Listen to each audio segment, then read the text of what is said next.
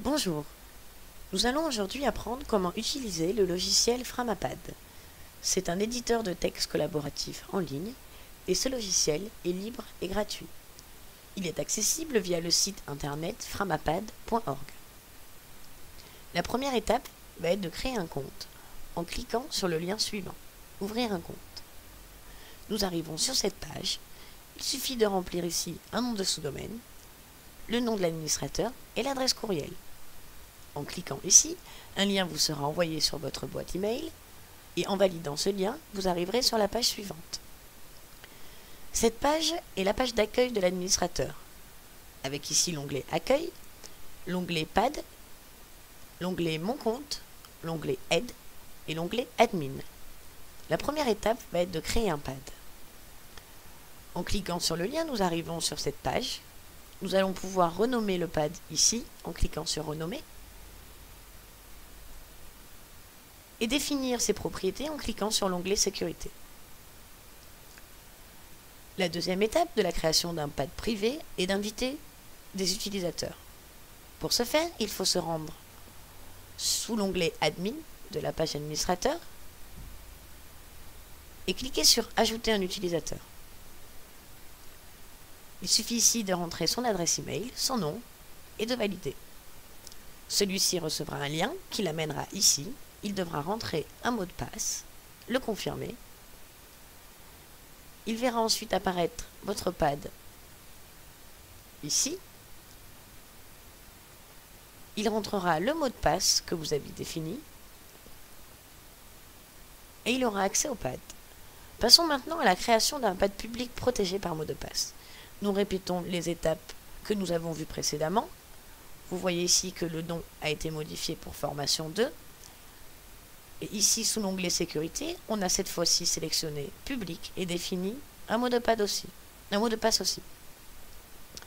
Nous allons maintenant inviter des utilisateurs. Ceux-ci n'ont pas besoin de compte Framapad pour l'utiliser puisque c'est un pad public, mais ils auront besoin du mot de passe puisque c'est un pad public protégé.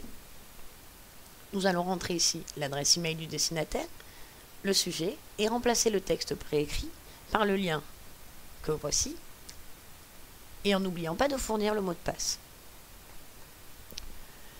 Présentons maintenant brièvement le logiciel.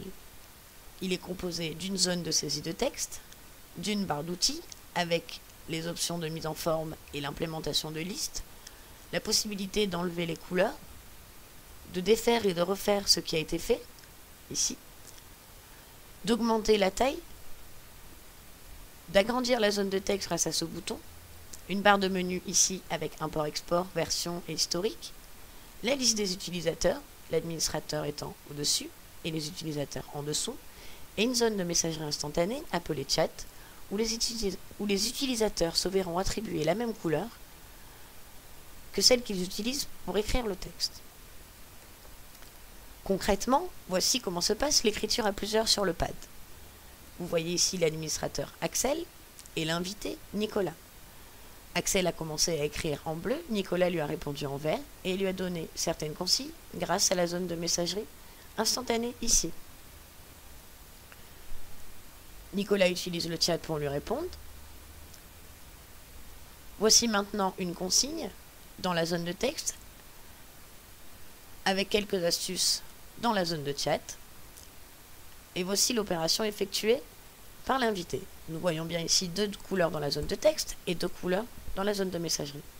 Il suffira ensuite de sauvegarder la version et de l'enregistrer au format texte en cliquant sur le bouton Import-Export texte simple pour l'exporter et la conserver. Vous connaissez maintenant le logiciel Framapad et ses principales fonctionnalités. Comme je le rappelle, le pad privé, le pad public, la possibilité ou non de le protéger par mot de passe et la possibilité d'inviter des utilisateurs, soit via le compte admin, soit via le pad directement. Enfin, la possibilité de sauvegarder ce document grâce à la fonction Import-Export.